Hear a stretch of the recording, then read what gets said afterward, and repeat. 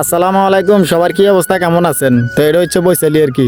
আপনারা তো সবাই চিনেন, এই জায়গায় সবাই এসে ভিডিও করেন, ছবি উঠেন, আপনারা তো চিনবেন। আর এটা হচ্ছে মাধবপুরের ওদিক দিয়ে মাধবপুর, আর এটা হচ্ছে বৈশালী আসার কটা দিয়ে পড়ছে আর কি। এটা আর একটা কথা বলতেছি আর কি আপনাদেরকে, মানুষে বলে না ফুল বাগানে যাইলে ফুলের গন্ধ পাইবেন, মসজিদে গেলে আতরের ঘেরান পাইবেন, আর এখানে আসলে ফসা মাছের গন্ধ পাইবেন। বুঝছেন নি ভাই, এটি সবই ফসেট, মাছের ফসেট আর মাছ চাষ করে।